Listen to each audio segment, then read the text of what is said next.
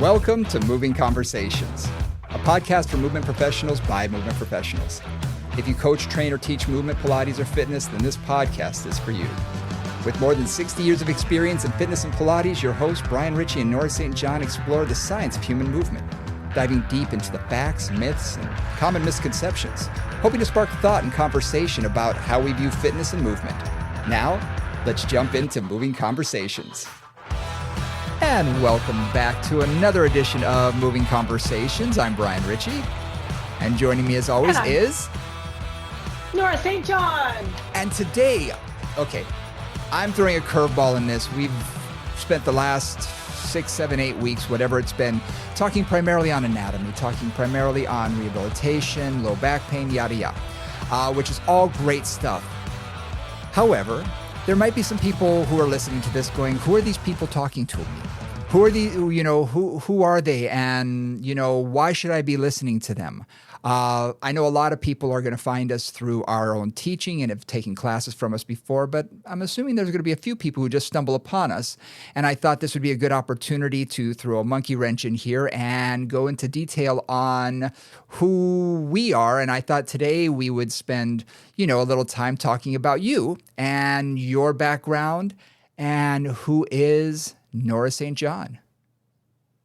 All right. Well, let's get started. All right. So, first of all, let's talk about, born and raised, where are you from, that sort of thing. You don't have to go into years. I'm not going to ask you that. But, roughly, part of the world, all that kind of stuff, family, all that. All right. So I was born in Pasadena, California. And we'll just say the early 60s. We'll leave it at that. And I'm one of 5 kids, actually 7, because my dad remarried, and I have a step and a half brother, and I'm right smack dab in the middle. So I have a couple of older brothers, an older sister, a couple of younger brothers, and a younger sister. So I'm right in the middle of a big family. What's the age range? Age range is huge. So my older brother was 11 years older than me, and Wow. My youngest one is 6 years younger than me. So big range. And we were a really physical family. My dad actually was in the Olympic trials for swimming in like 1942 when we didn't end up going to, or no, 38, I think it was. We didn't end up going because I think the Olympic trials were in Berlin or whatever. So he was a swimmer, and all my family were swimmers. My sister was a ballet dancer. I was a ballet dancer. My brothers are musicians. So we're just a really physical family, always really active in various ways. Growing up in Southern California, you kind of, you did that. It was all year, all around. I mean, you're from Hawaii, so Yep. You know that you're active pretty much all year. There isn't a winter time when you're inside. Growing up there was a lot of, it was a relative amount of chaos, which, is why I ended up, I think, being somewhat scientifically oriented, looking for structure in my life. One of the things Brian wanted me to bring up was I went to a school which was right near Caltech, California Institute of Technology, and one of my fellow students wanted to have a job. So she's like, "Hey, I have a job for you." And I was like, "Oh, what is that?" And she says, "Well, I have a job with a planetary geology research firm." And this is when I was like 16, and it was, a temporary job. So I got this job with Science Research International, and there's a group of planetary geologists who are researching the very first images that came back from Mars with the Voyager missions. And, my job at that point was like, cutting up pictures and putting them in folders and things like that. So basically, I've probably seen more of Mars than most other people have at this point, unless you're a planetary geologist. But I mean, the reason why I wanted to get into this is it shows how much of a nerd we really are. Because, I mean, you can't get much more nerdy job than that. I don't think so. Not at 16. Not at 16. Exactly. Not at 16. I mean, you're really doing things that I find fascinating, and I'm sure at the time you found boring as all get out. Actually, no. It was great. I just thought it was completely cool. So my nerdness was well in evidence. That I also went to a very technical high school, and science was always kind of what I loved the most. one great story out of that time was two things. One, I had they had the very first laptops, not really laptops, desktop computers, Mm-hmm. and they were still using little tiny mini cassette cartridges for storage. Yep. And one of the tasks they gave me, because I did have some technical ability, was to figure out the depth of some of the canyons on Mars based on these pictures. So they're like, showed me how to do it, how to measure this and that, and then, do the math to do it. And so that's what I spent some time doing on this little old laptop, or not even laptop, desktop computer. That was one cool moment of complete nerdiness. The second one was my James Cutts, who was the guy who was in charge, who's still actually, I think, quite active in the field many years later, was as called up by the National Enquirer, which, for those of you who don't know, was kind of a pulp rag of the time and still is, and TMZ of its a real day. source of yes, and really good misinformation, really good source of misinformation. And there were these images from Mars that showed kind of a grid-like pattern in terms of the geology. So the National Enquirer calls him up and says, "Hey, we see these images, and does that mean that there's cities on Mars?" And he said, "Absolutely." And so he's quoted, this famous scientist is quoted in the National Enquirer as saying there's cities on Mars, because he knew that all of his friends would see it as a joke and he didn't care. That's So great. yeah, nerd alert for sure. Total nerd alert. So you said that you were a dancer. You did ballet. When did you start? So I did ballet, tap dance, gymnastics, kind of anything, ice skating, actually did all those things, none of them incredibly well, but all of them. I liked multimodal, multiplanar, complex sports. That's what I've always loved. So I started, my mom was actually a modern dance teacher, Hmm. and she taught modern dance at my elementary school. So I started with that. And then one of the teachers at the elementary school was also a tap dance teacher. So I started taking tap with her. I didn't really do ballet until probably junior high. My sister was taking ballet, so she dragged me along with her.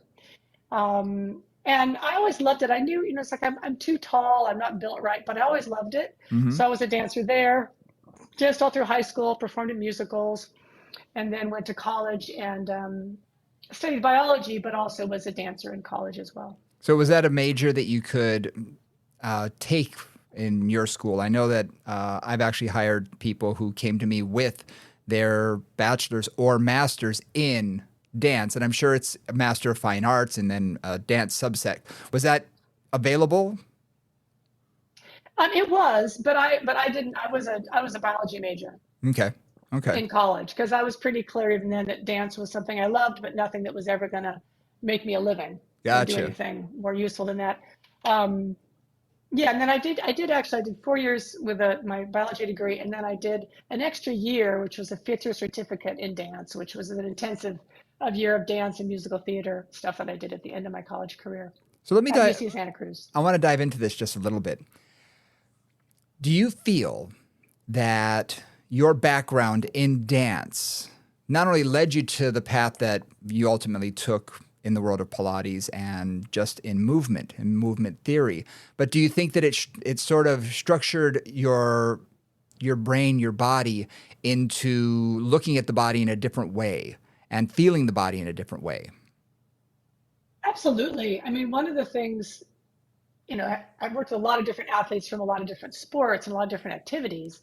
And, as a dancer, a lot of what you're doing is complex movement and aesthetically determined movement, Mm-hmm. right? It's not performance oriented. I mean, it is in the sense of getting your leg this high and that kind of thing, but you're not trying to throw something or hit something or, put something or go a certain speed, right? It's all about your lines, what things look like, Mm-hmm. a tremendous emphasis on alignment and balance and how the body is working together, um, the complexities of movement, and looking at a lot of different bodies doing complex movement certainly trained my brain a lot, not just watching me, but watching everybody in the class and seeing the challenges people had with back extension or with hip external rotation or whatever. All of that really trained my eye a lot. I can see that. In this regard, I've always found dance fascinating. I love watching it. And you can see certain people who have the physical gifts to be able to do whatever it is you ask them to do. It's sort of like someone who plays a piano. Their hands can hit all the notes in a sequence of timing, and it sounds pretty. And someone else will play the exact same thing, and it's a mastery. And you're thinking, now, where's that gift from? I remember watching Mia Michaels. We were watching So You Think You Can Dance, and she was working as a choreographer with these wonderfully young dancers who could do all these things. And she was frustrated with them. You could see she was getting frustrated. And she said, here, like this. She was not warmed up, nothing. She did it. And she did not have a dancer's body. She was older at this time, obviously. And I looked and I went, wow, she has the gift. You could just see through her movement how her body moved in space. And you could see, wow, there's a big difference in how she moved and how she looked versus these other people who were great dancers but didn't have maybe that level or that next level, or have just not that much as much experience as someone who's been in it as long. Yeah, there's the technical piece of just, can you do the move? And that's first level, Sure. like in any sport. It's like, can you actually get your arm and your body to do what you need it to do? But then there's the artistry piece, which is a completely different. And again, you can have people with exactly the same technical skill, one of whom is absolutely mesmerizing to watch, and one of whom is just fine. Right. Yeah. I remember watching, I was actually in Spain, and I was watching a young flamenco dancer. And this is a very small venue, and it was really designed for young flamenco dancers to kind of show their stuff and get known. So she was probably in her 20s, and she was, she was dancing, and it was beautiful, but it was not magical. Mm-hmm. And then I went to another performance, another night with a woman who was probably in her 50s. And she did half as much physically, right? Like, it was much more contained, and it was so incredibly intense. Wow. Right. So, and it was just, it was the same moves, more or less, but a completely different embodiment of the experience. Mm-hmm. And in some ways, I think of that as the level of almost conscious control that's being expressed in the movement. Right? Like when I see a really beautiful dancer, a lot of it is they're aware of where every single part of their body is in that movement. And there's something about, I don't know, this is getting poetic a bit, but something about the way their awareness is expressed through their body that I think gives it the power that it has. A young dancer will do something, you'll throw it away, you'll see that they're not even paying attention to where their arm went. Mm-hmm. Like, maybe it's even in the right place, but they're not aware of it, that lack Right. of awareness of where they are. So Interesting. something about that. I find the same thing in watching sports, watching movies, because you can see a movie about baseball players, and you can tell who they brought on, who were real, the extras, the other people in the team who were real baseball players, and then the stars who may have played when they were in school, grade school. They know how to throw a ball, they can hit, they can do all of that, but they don't have that gift, that natural sense of awareness when the ball is hit, their bodies naturally move in that direction, just go and pick it up and throw it. You can see that there's a difference, and you can see someone who's played at a high level that's like, oh yeah, you can see there's a big difference there. Yeah, absolutely. Yeah, I always found that interesting. Absolutely. That you can spot it a mile away if you've been in the industry for a while. You can be like, oh yeah, you can see that. Well, and I think that's where what both of us do comes into play. True. Is we've trained our eye to see harmonious movement, to see a movement that is truly graceful, integrated, coordinated, effective, whatever we're applying to that. And a lot of what we're trying to do with our clients, our everyday clients, is look at them and see, okay, so where are they? And how can we move them closer to what we have learned is a better way, a more efficient way, a more effective way to move. Right. Awesome. So, okay. So you were a biology major. Yeah. From there, I know there's other things that sort of come into play before St. Francis and Pilates. So what else did you, I hate to use the word experiment because when you hear about the 60s and experimentation, you think of other things. But no, what did you sort of, evolve into after leaving college, or even in college? Where were your interests lying? So several things. One, I really, really loved the intersection of science and movement. I remember taking an anatomy class, and it was a cadaver dissection class in college. And, I would literally go to the lab, look at a body, look at the muscles, how they're attached, and then go to dance class and watch. There's this one guy who was very ripped. So you could see everything that was moving. So then I'd watch him and go, oh, what's moving there? It's like, oh, look, there's a serratus. You can actually see a serratus. Oh, look, there's a erector spinae. So just taking that ability to look at what I was seeing in the body and what I was learning about how the body worked and seeing it in movement, like that started from the moment that those two came together in my world. Now, that being said, getting out of college with a biology degree in Santa Cruz was like, what am I going to do for work now? Yeah. Yeah. Yeah, especially because I knew I wanted to dance for a while, and that means you kind of have to have some free time and whatever. So I actually did a lot of theater production. So I was a theater manager, I was a lighting designer. I worked as a assistant theater manager at a junior college theater. I also was a lab assistant in the biology lab, helped them out with cadaver work and with keeping bacteria alive over the summer and things like that. Um, and that was really it. And basically, 'cause I was pretty committed to just dancing for a bit there. Then it was through dancing that I ended up at St. Francis. Anybody who knows me knows the story. I was 27. I was dancing in and actually really a horrible, horrible situation. I hated the teacher and I hated the choreographer. But I landed from a jump and broke my sesamoid bone Oh. underneath the ball of my foot. And if any of you've done that, it's right underneath the big toe, and you really like releve is not possible for Oh. a while, a really long time. Ended up at St. Francis Hospital, and that's where I ended up at St. Francis Hospital. Now, the thing about that was I learned about, that I went there and they said, here, go there. That's a place for dancers to rehab, and learned some of the equipment Pilates there. Then they started introducing me to the mat Pilates as homework, etc. And I said, this seems really familiar. And then I realized that my teacher in Santa Cruz, Ruth Solomon, who had studied, I think, with Kathy Grant at NYU, if I have this, I'm not sure I have that story right, but I think that's timing wise what would have happened. So she basically taught the Pilates mat work as the warm up for her modern dance class. Oh, wow. I mean, in the order. So it was 100 roll up, roll over, single leg stretch, like the whole thing, with a few of her own little tidbits thrown in. Never called it Pilates, so I didn't know it was that. But I did that for 3 years before I even started doing Pilates as a rehab client at St. Francis. Oh, cool. Cool. And so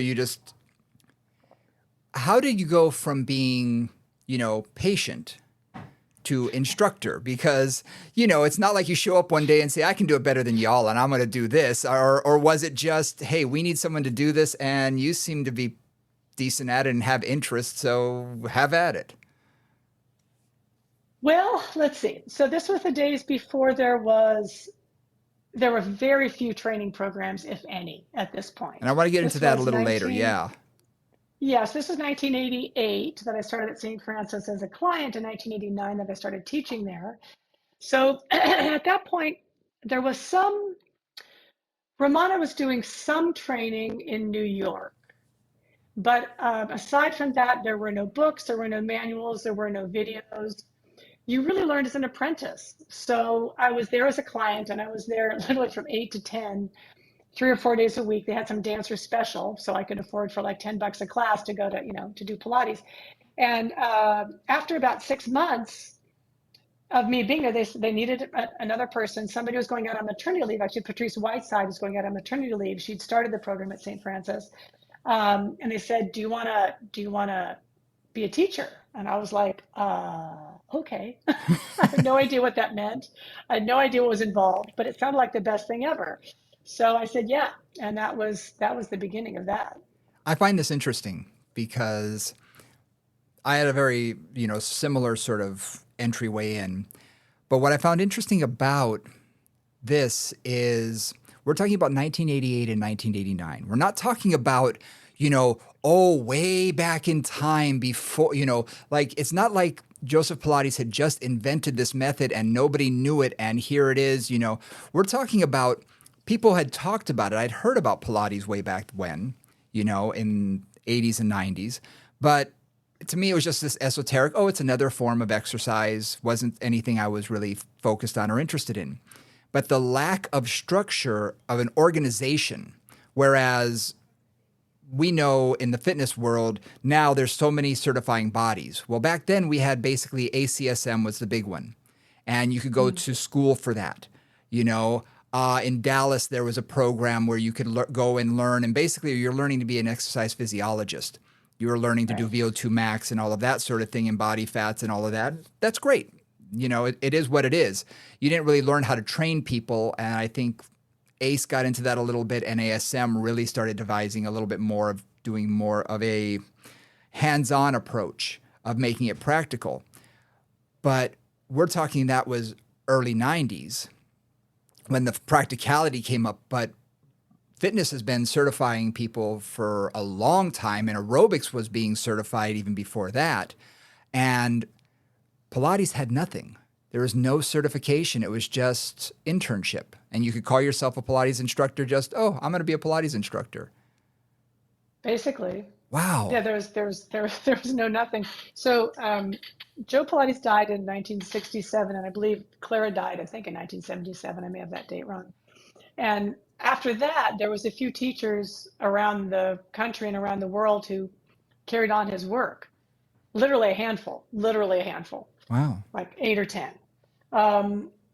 And then by the time I was doing it, a little after I started, so now I think it was 1991, I went to a conference, and there were, and somebody asked Ken Andelman at Balanced Body if he would tell them, give them the information on all the teachers that he had doing Pilates at that point. It was in the early 90s. His mailing list was 150 people. And that was like the entire country, really. That was everybody he knew. That was it. And there may have been, a few more, but that was basically it. Wow. So, when I started doing Pilates, there was, I don't know, less than 200 people, Pilates instructors anywhere doing anything. So we were really too small to call ourselves an organization.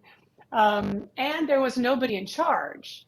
Ramana, pretty soon after that, kind of mid-90s, decided to say she was in charge, and brought lawsuits against everybody who's using the name, and there was the whole lawsuit issue, which we can go into another time. And but that was it. There was really no organization, there was no manuals, there was no centralized body. The Pilates Institute and Ramana, the Pilates Institute started in Santa Fe, New Mexico in 1991, 92 maybe. And then Ramana also was working more on the East Coast. And those are the two people that were starting to say, well, let's organize, let's create standards, let's create a manual, let's get stuff together. But that was all after I'd already been teaching for a few years. Interesting. Yeah, I've always found it interesting in Pilates, depending on who your certifying body was, the same exercise can have different names. And I always thought Pilates, unlike fitness, where the same exercise can have 1,000 different names depending on, I tell people, I didn't invent the exercise, I just thought it up today. And I'm just I need to write it down somewhere in the file, so I'm going to call it this. And I think everybody sort of has their shorthand. And eventually you're like, oh, you guys call it that. Oh, I call it this. But in Pilates, my mindset has always been, because it's so organized now and the certification is so difficult. I love teaching Pilates instructors, almost more than fitness instructors, because their background seems to be a lot more, how should I say this, intense. They've had to do a lot of hours of internship and of learning and classes and whatnot. Whereas, let's face it, my first certification in fitness was a 2-3 hour test. I was given a manual that was copied, at Kinko's, and I read through it. I went in, I took the test, and I was suddenly considered certified. And I'm thinking, I know nothing more now than I did when I walked into that test.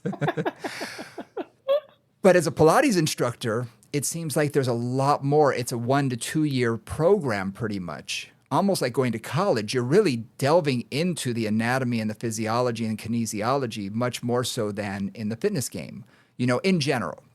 There are more certifying bodies now in fitness that try and make it a lot more difficult, so we're trying to up the standards. but Pilates seemed to have set a much higher bar when it comes to those standards to begin with. But to think that it's only about 35 years old or 30 years old that it became a little more organized than, the Wild West, that fascinates me. Well, yeah. I mean, in point of fact, because that was the early 90s, and there was, again, the Pilates Institute developed some of their own stuff, which then became Physical Mind Institute after with the lawsuit and things. And Ramana's program, those are pretty much it. Everybody else was learning as an apprentice, which we did. Um, it really wasn't organized in any more official way until the Pilates Method Alliance was organized, and Hmm. that wasn't until 2001, Wow. 2000, 2001. And that was after the lawsuit was settled. So Pilates was involved in a lawsuit for a good bit of the 90s, where who could use the name and when they could use the name and what were the rights to it and who owned it and all that.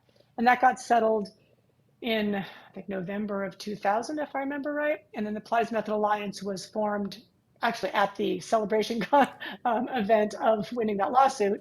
And that was really the beginning of creating standards, creating, standardizing the names, putting manuals together. That was really the beginning of all that. Before that, a lot of people had their own programs. Polestar was started there, Bazzi was started then, Stott was started before then. Right. Stott was already there, Romana was certainly there, and then a lot of other little individual programs were floating about at that point as well. But nothing was standardized. There was no, organizing principle to look to, and it still is not really. I wouldn't say there's one voice that speaks for Pilates. I'd Interesting. say people have taken many different approaches to it. Now, you've been teaching not only from the perspective of teaching clients, but you've been teaching teachers for a long time. So you sort of created your own, certification, so to speak, because you're working in a hospital environment. You, I guess, realize that Pilates instructors are going to be working with people with low back pain and knee pain and things like that. So, hey, we should probably set some standards and here's what we should do. Tell me a little bit about that. So again, when I learned there was no written anything. So when I learned Pilates, I just learned it on myself and then made a whole lot of notes. We took a lot of workshops with the Pilates elders at that time. So Eve Gentry, Romana, Carola Trier, um, Alan Herdman certainly spent some time with us. A man named Jean-Claude West, who was a really fabulous sports scientist and movement scientist. Um, but basically, those are all like little workshops. They would come to St. Francis, they'd teach us for a week, we'd learn something, we'd make notes, they'd go home. And finally, actually, after teaching for 10 years, I decided it was time to get certified. Eve Gentry's protege, Michelle Larson, was doing a program through Core Dynamics in Santa Fe. And I was like, oh, I get to go to Santa Fe for a week, twice for a week to go through the program. That sounds like fun. So me and my business partner at that point, or my friend at that point, Naomi, went and studied with Michelle. And she had, again, studied with Eve, who was a longtime protege of Joseph Pilates. And she had put together a manual, which basically was a binder Mm-hmm. with the name of the exercises at the top of the page and maybe a description of the suggested number of spring settings, etc. And that was it. And then the rest of the page was blank, so you could make a lot of stick figures, trying to figure out. So no And then you have to read pictures. your stick figures, no pictures. No. Oh, wow. Nothing. No. Wow. So you're just, so then, and depending on how good you are at stick figures, yeah, which I wasn't that good at, so especially not doing them fast, or else you'd start to work on one, but they'd move on to the next exercise, you'd miss the next bit. So that was really the state of a lot of certifications at that point. Was here's some information, good luck. Now, when I got back to, so that was when I was still working at St. Francis. This was about, I think, it must have been 80, it must have been 99. Um, I knew at that point that I was going to be leaving St. Francis and wanted to open my own studio. And as part of that, I felt it was my responsibility. You'll discover that high level responsibility is part of my nature, that I should train all the people that came after me at St. Francis, that they needed, they're going to have to replace me and Naomi and some of the people that were leaving at that time. So I wanted to put together a teacher training program for them. So I developed my first manuals, basically based on two things. One, at that point, the PMA had standardized names and kind of standardized the repertoire. So what exercises were, part of Pilates as we collectively called it. So I was able to use that as a structure, as a basic structure for the manuals. And then, develop my own way of putting them together and getting pictures and organizing them and all that. One of the things, though, to your point, that was a focus of mine was my work at St. Francis was always with clients with injuries. Right. It could have been, a ballerina. It could have been a principal soloist with San Francisco Ballet, but they had an injury. So that was always who I was working with. And the environment there was, we call it Pilates boot camp, because you walk into a room, you've got 3 or 4 clients, 2, 3 or 4 clients you're responsible for. This one has just had spinal fusion like 6 months ago and can't do this. This one has just had a hip replacement. That one just had ACL repair. And you've got to keep them all moving safely. Wow. In this very triage-y kind of way. Yep. Right? Okay, you're going to do this. Okay, you're going to do this. Okay, good luck with that. Don't do that. Okay, you're going to come over here because you can't do that today. And so it was constant problem solving based on limitations, based on needing to modify. But at the same time, also often needing to maintain performance ability of the rest of their body. So let's say they've got a stress fracture in their fifth, in their foot somewhere, in one of the metatarsals in their foot. All right, well, that's fine. They can't use that foot necessarily, but they have to maintain their hip strength, their lumbar stability, their core strength, their upper body strength, so they can go back to teaching or back to performing as soon as possible. So that whole idea of how do you work with bodies, how do you modify, how do you adjust for different physical issues was immediately part of the manuals and of how I teach to this day. And that's very interesting because I, discovered very similarly. And what I joke about having my facility is I tell people when they want to intern here that, look, this is going to be the most intense. I said, you may have a bachelor's, you may have a master's. This is going to be your PhD because we're going to throw you in the deep end and you're going to see more people in the next 6 months or a year with low back, knees, ankles, than you probably will in the rest of your career. Unless you open up a studio like we have. Working in a hospital environment, I know that I've talked to physical therapists who say, look, when you graduate school, go to work in a hospital. That's where you want to go first. And most people think, no, I want to be, no. You want to get as much experience in as short a time as possible. You want that 10,000 hours. And it sounds like if you're doing multiple people per hour, you had so much experience right off the bat that you didn't even realize and probably didn't even acknowledge at the time, but it really formulated how you thought and how you watched the body move and to work with clients with issues. I hate to use the word disabilities, but people with issues, and to be able to do it so quickly on the fly and immediately be able to, okay, you do this, go. So it really shaped who you became and how you see the body. Which is why, so those you don't know, Brian and I met at actually an IDEA personal trainer conference. And it was really funny because he came over to play with the Coraline, we were chatting, and we realized we had exactly the same vocabulary and perspective. And because we came out of the same background. Yes. It's like St. Francis was an invaluable learning situation. I had everything from, tarsal tunnel syndrome to every possible kind of surgery to a lot of autoimmune things. I had people who had, AIDS-induced paralysis, all kinds of stuff, weird stuff. And I was, and that teaches you how to triage quickly. Okay, what can this person move? What can they not move? What should they move? What should they not move? What can I, and what am I going to do to keep them moving for an hour? Yep. Because that's the modality we have. I'm not going to lie down and have them breathe or do massage or, get a hands-on treatment like they might from a physical therapist. I've got movement to do. So that was invaluable. Again, you learn to be quick, you learn to be efficient, you learn to understand what might bring the most relief quickest, right? What's the most effective thing you can do for them at this moment? what keeps them safe, all of those things. I bring up to this to my staff all the time when I have a client come in that has, 2 pages worth of medical history, and they've got so much going on. And almost the first words out of my mouth is, oh, but they're easy. And it took my staff a while to realize, and even for me to realize, because they kept thinking, oh my gosh, they're going to be so hard. And I say, no, their limitations are what make them easy.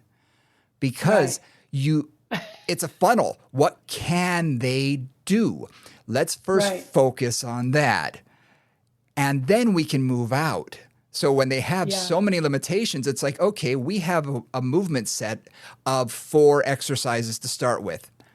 Right. Piece of cake. We got 4. All right. Yeah. Maybe next week we'll have 5. Yeah. Exactly. So it almost makes it almost easier than someone who only has one thing, where they also have other goals. I'm focused on their shoulder, but their goal is to be able to increase their vertical leap or to go hike Machu Picchu and all this kind of stuff. And you're like, yes, but let's do the shoulder first. So it's almost harder on those clients because you have to manage that hour.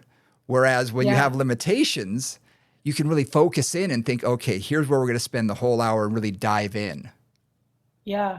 So absolutely. So it's just interesting when you were saying that. I was like, yeah, their limitations are what, sort of set the parameters of where we're going to be working from. Right. I mean, one of the classic things in Pilates is so much of Pilates, traditional Pilates, and I know Pilates has moved beyond tradition a lot in many areas, but is flexion based. There's the 100 and there's all the series of 5, and so there's a lot of emphasis on your basic flexion, spinal flexion exercises of various kinds, curls and crunches and single leg stretch, etc. And one of the first things that you understand is, okay, I've got a client with osteoporosis, or I've got a client with a disc problem. That's not optimum to do something in flexion. So one of the first tasks, I kind of remember this from being a baby teacher, was, okay, they cannot flex their spine, or shouldn't, for a period of time. How am I going to get their abdominals strong? Right? Just that. You're like, oh, well, I've got to work their core. Yep. How can I do that without flexing their spine? Because that's how I've been taught to strengthen the abdominals, right? Right. You do a curl. So, okay, well, what else can do that? Well, let's see. How about a plank? How about any kind of body weight support coming forward? How about, let's work on the core 3-dimensionally. What about a side plank? What about a back plank? What about working the arms and legs and keeping everything neutral and stable and getting the strength coming from the upper limb and the lower limb, right? It's like, okay, how can I do this? And it's that problem solving piece that has been really what's kept me in this. I'm pretty sure that if I had started in a fitness gym or in a fitness Pilates scenario, like a lot of them are these days, where people just want to tighten up their triceps and give their butt a little lift, I wouldn't have survived because it would have been too boring. Yeah. I always found the problem solving to be the most interesting part. Like, why can't that shoulder move? Or why is that scapula in such a weird place on their back? Yep. Or that's what's interesting to me. 100%. Yep. I'm the exact same way. When someone comes into me and they throw something at me, I'm like, ooh. Right. Or if they say something, I'm like, I have to actually look this up. It's not something that I've dealt with before. And my thing is, I get to learn more. This is awesome. Yeah, exactly. And it's going to be a challenge. And I'll tell them, this is going to be a challenge. No one else wants to work with you. I'm willing to, because I find this fascinating. And they're usually so thankful that someone's willing to it. It's like, be patient with me. We're going to learn on the fly. We're going to learn together. Your body's going to tell me what we can do. We're going to head in this direction, and we're going to make mistakes. But you know what? I think we're going to be better off when we get there. So let's start moving at least. And finding out that movement is the key. So movement is the key. So in creating that teacher training, I also know one of the first times that I've ever heard of your name, was the Mind Body Conference. Was it Mind Body Spirit? Yeah. Yeah.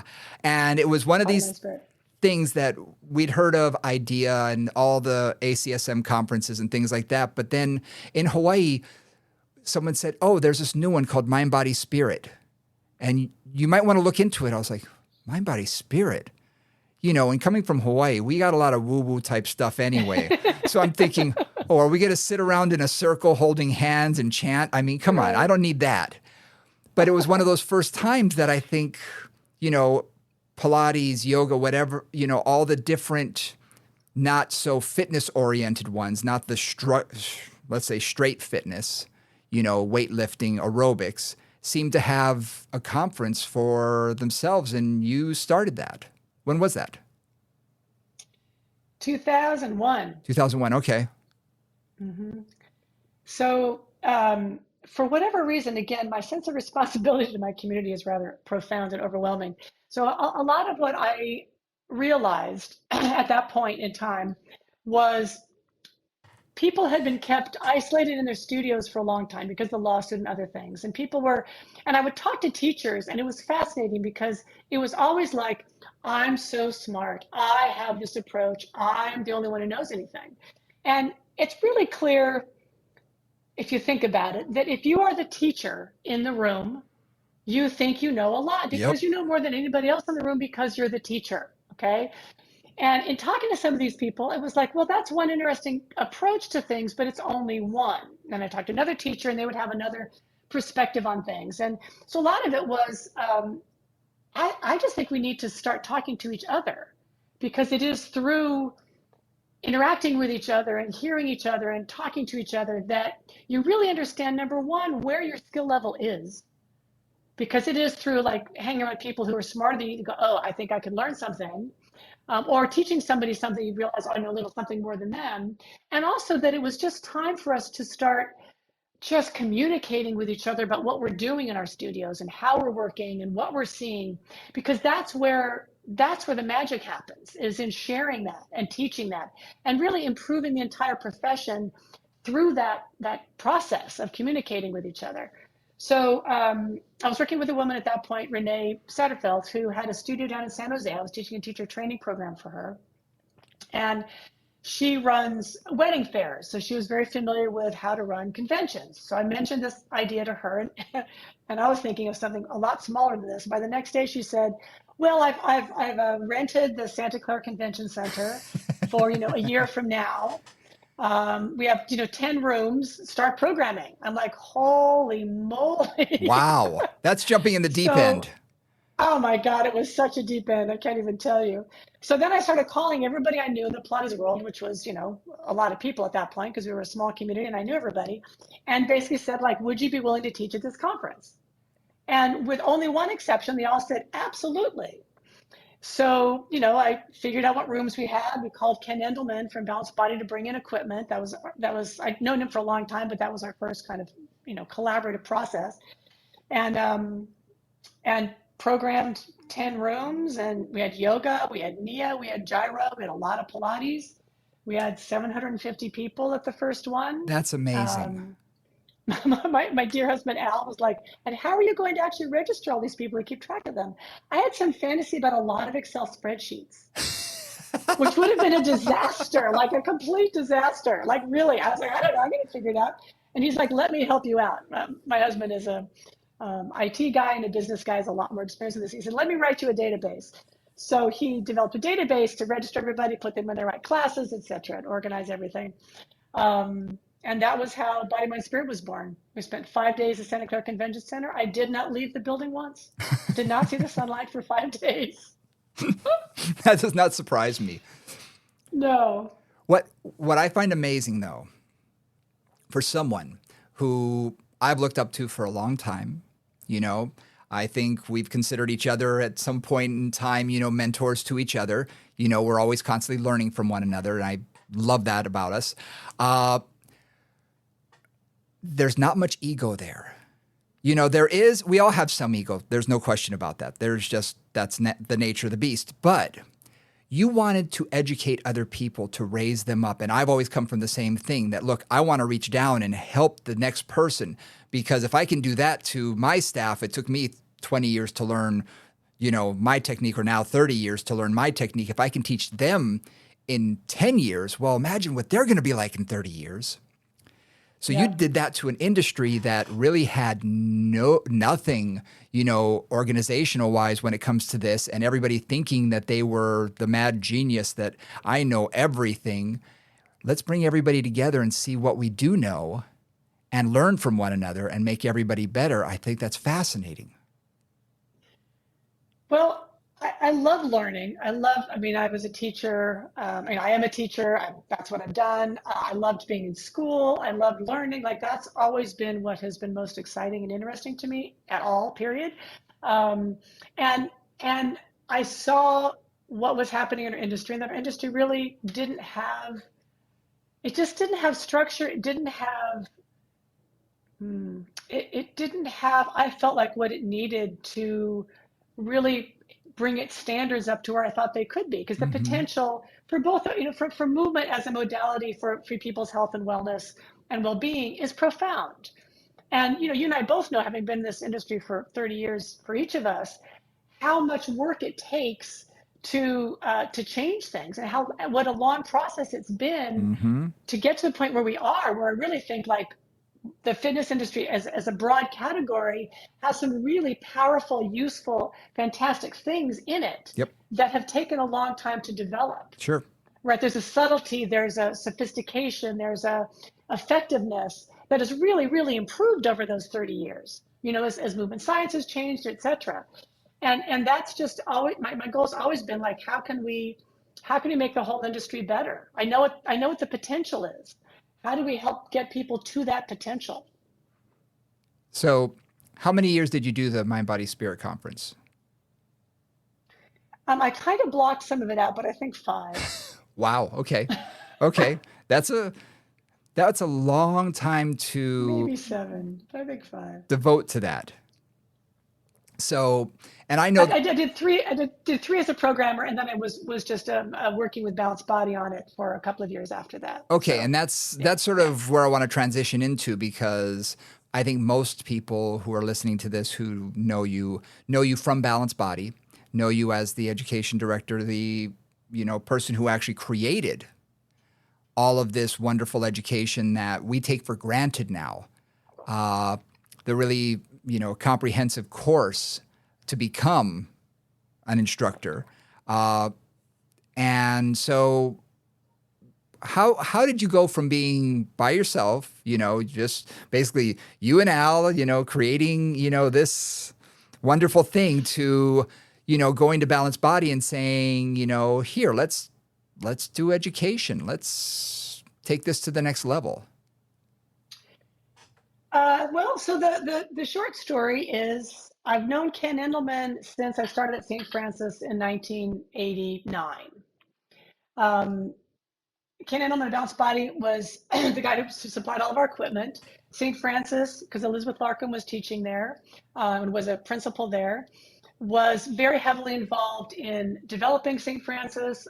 We did a lot of work with testing out equipment, et cetera. And I was the one person on staff who understood how equipment worked and had some minor mechanical ability. So if there was something that broke or we needed help, I'd call Ken up and say, "Hey, Ken, how do I fix this?" And so we got to know each other that way, which is just funny, but it was true. That's how we got to know each other. And for whatever reason, we just always kind of got along. And this is unusual. Like I've known Ken now for a long time, for 30 plus years. And he doesn't trust people quickly, and he doesn't partner easily, like at all, like really at all. So when I was starting Body, Mind, Spirit, I basically called him up and said, "Hi, Ken, I have this idea for a conference at the Santa Clara Convention Center. These are the dates. I'm going to bring in all these people. Would you provide us with equipment?" And he, oddly enough, said, "Sure. Like, yeah, I'll do that." And provided, $100,000 or plus, actually, it must have been more than that at that point, worth of equipment. A couple of Wow. big trucks came down, they were moving. And this was before we had, so all of the reformers, for any of you who know these, were wooden. They were not on wheels. They were not Allegro ones or Allegro twos. They were all wooden. I remember taking a trap table up an escalator.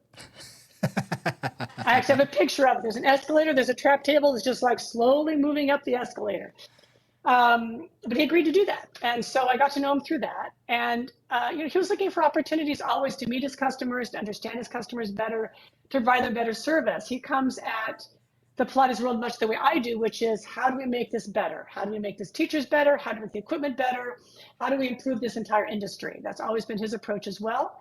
So we worked on that together for a couple of years. At the end of the third year, when I said I'm dropping out of programming this event, I called him up and said, hey, I'm leaving Bounce, I'm leaving Body, Mind, Spirit.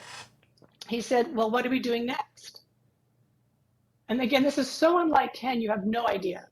I said, well, I have this other idea, which was essentially the Pilates on Tour idea, to go to different cities and to do some slightly smaller events that would bring in more regional audiences. And he's like, okay, let's do that. So Al and I made a business plan. Al's my husband, and presented with a business plan and developed the Pilates on Tour plan. That was in 2004, was our first, I think it was February 2004, we started that, and ran 3 events that year as a partnership with Bounce Bodies, for 50-50 partnership. And then in 2005, kind of middle 2005, Ken's like, I really think I want to start doing education, because he realized that the education partners that he had at that time, which is Polestar, PHI, I can't remember, Powerhouse Institute, I think it was, it's some of their name now, Chrissy Romani Ruby, Leslie Bender, Core Dynamics, Bazzi, a lot of Power Pilates. So we had a lot of sort of education partners, if you will. But he understood that their job is to run their business, not to help his business. So he felt like he needed to have an education arm as part of his business to compete with Stott and Peak, and basically to have some education that they could really deploy as they needed to.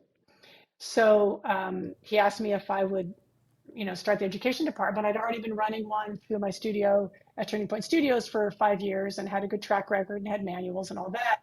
So I said, sure. And that was the beginning of the whole education piece. Wow. And that was 2006? 2005 is when I was actually hired. End of 2005 was like August. I think Katrina had just blown up New Orleans, if I remember right. Yeah, and then I went on and we did our first teacher training at the end of 2006 and our first trainings in 2007. Wow. Come a long way. Apparently so. When you look at it from a timeline perspective, it's sort of like, wow. Lord. Yeah, it's come a long way, and the industry has come a long way. And so far. Yeah, and I always take a look at these things and say, okay, if you had come along 10 years later or 10 years earlier, the trajectory would have been much different. I think you and I both have entrepreneurialism within ourselves. So to create your own conference was just like, okay, let's do it. And I'm a leap before I look kind of person, and I think you are in some respects too. So it's sort of like, okay, we're doing this. How? I don't know, but we're going to figure it out as we go and come along for the ride. And, for better or worse, that's kind of, what it is. And in my opinion, that's almost the best way, because you're going to figure it out as you go. I think too many people in life get stuck on, I want to do that, but I don't know how. Well, I'll do it when I figure it out. Instead of just, I'm doing it and I'm going to jump out of this airplane and I'm going to, build a parachute on the way down. It's sort of like, I'm going to figure this out as I go and hope I don't crash before I finish. One of the things that I learned early on, and this has been true for me forever, is I actually start with the vision. I literally start with where I want to end up. Yep. Like I start with the end in mind, and there's a lot of research and there's a lot of business books about this. But I really picture where I want to go. And honestly, if I get really clear, like I look back at notebooks about building balanced body education, and literally the whole idea is in about 4 pages. This is what we're going to do. This is how it's going to work. Yep. And that took maybe an afternoon of Al and I sitting, somewhere talking. And the rest of it is execution. Yep. The rest of it is step by step by step by step, figuring out what the next step is, coming across a problem, solving that problem, coming across another problem, solving that problem. And to my great benefit and my eternal gratitude, we had Ken bankrolling it. Yeah. At Bounce Body, right? So, and he was willing to put what needed to be done into it to make it happen. Which, not everybody has those opportunities. I was really incredibly blessed to have that opportunity. But it's like, yeah, we just did it step by step by step. That's awesome. That's awesome. And here we are, because you and I met.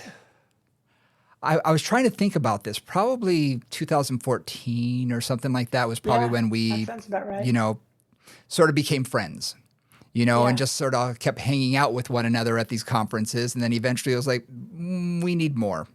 We need to get together. And you invited me in, and, we've been off to the races ever since. And now we have this brand new adventure that we're going on, taking our knowledge and going out and actually teaching people from a practical yeah, perspective as well as theoretical, and putting it in their hands to continue to educate yeah. throughout the world.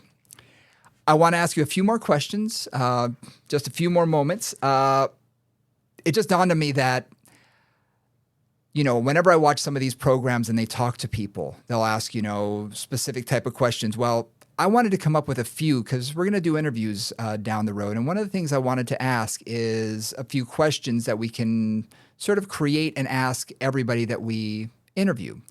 Yeah. And first is going to be, what motivates you?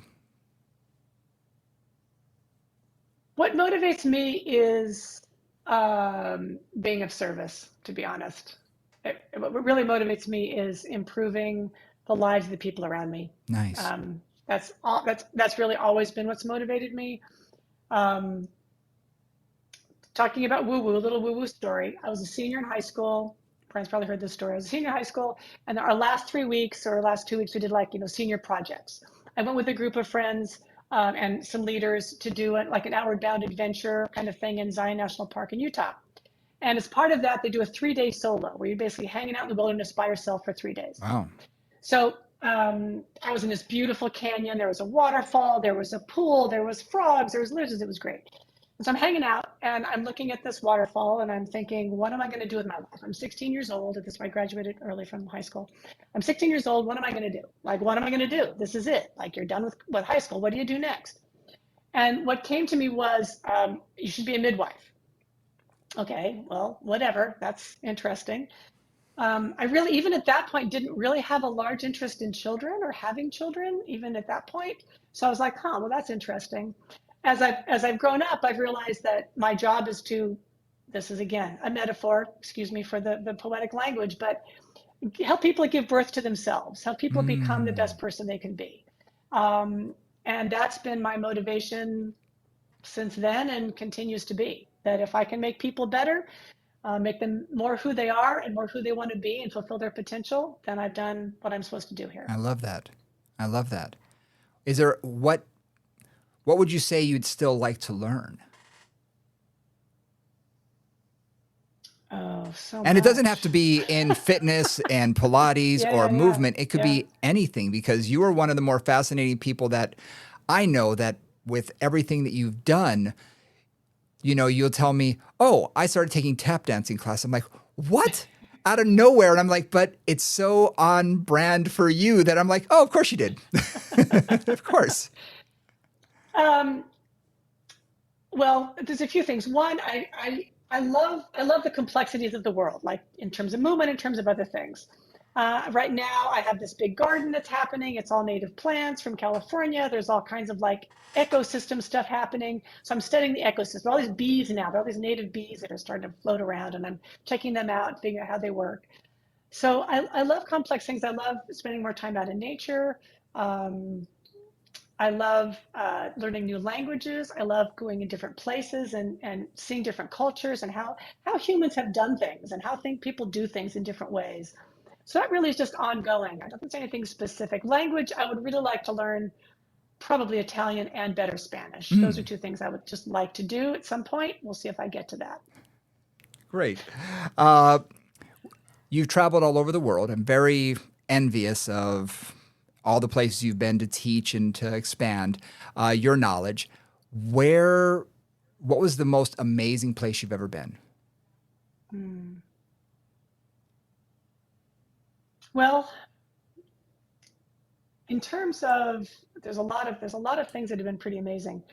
Um, One really memorable trip was actually to Tibet and to far Western China, Mm. um, where we literally, I was on a bike trip and I was basically going along for the ride. And we came up to this, they're climbing like to 14,000 feet because it's just like I think they were 8,000 to 14,000 feet that day. So climbing 6,000 feet in one day Wow. on their bicycles. I, of course, was not riding. And we arrived at this incredibly beautiful plateau. It's green as can be. There's these beautiful kind of white stucco houses and prayer flags everywhere. And look across this valley, and there are basically the Himalayas, and there's like 20,000-foot peaks in front of us, and there's clouds. So it's just like every brush painting you ever see, where there's clouds and these mountains peeking out of them. That was just a place of such exquisite beauty that I will never forget that. That's magical. Yeah, it was Wow. really amazing. Cool. One last question. Name and this can change. It changes with me all the time. Favorite movement or exercise? So a lot of what I'm working on at this point in my life is maintaining strength. Mm-hmm. Right. This wasn't so much, younger, I could maintain muscle mass without even thinking about it for the most part. But now that I'm in my early 60s, like, not so much. So a lot of it for me is really going back to basics. I do squats, I do lunges, I do plank work, I do a wide variety of neuromotor training things, balance work and asymmetrical work and that kind of thing. I do a lot of spinal mobility work. So there's a lot of things, and it varies all the time.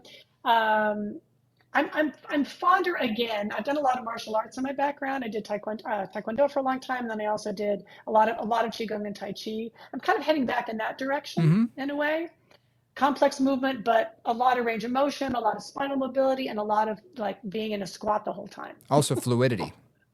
And fluidity. Yeah, exactly. Continuity. Yeah, I find that in a lot of fitness and a lot of quote unquote exercise, it's one plane of motion. It's very sort of staticky and it's repetition upon repetition rather than movement. And I think when we Yeah. talk about Qigong, when we talk about Tai Chi, it's a lot more like a dance. Yeah. There's Yep. fluidity to it, there's grace to it, there's, the movements just sort of flow. And yeah, that doesn't surprise me. That doesn't surprise me. Well, thank you very much. I know I sort of threw a curveball at you about this one, but I think it's going to help our listeners really understand who you are better and, where you came from. And hopefully they learned a thing or two. I know I did. And I've known you for many years and I was like, I didn't know that. That's cool. So, I hope I didn't, throw you under the bus a little bit by throwing this at you today. No, it's great. Thank you. Thank you very much. I appreciate the opportunity. And I'm going Awesome. to get you next time anyway. Yeah, I was going to say, you'll get me back. I know you will. Well, thank you very much for listening to another edition of Moving Conversations.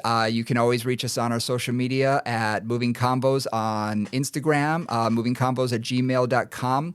Movingconversationslive.com is our website where you're going to be able to see where we're going to be coming to in the near future, sort of our tour page where we're going to be teaching. We'd love to see you guys come out live to our 2-day events and sort of think of them as like mini conferences where there's just a ton of information, a ton of hands-on. You're going to learn so much in both the fitness and the Pilates world. We're sort of bringing them together, bridging that gap, so to speak. So I think it's going to be a wonderful time. So check out the website for that. And yeah, anything you want to add before we take off? No, keep teaching, guys. Enjoy yourselves. Have fun. All righty. And for Nora St. John, I'm Brian Ritchie. We'll see you next time.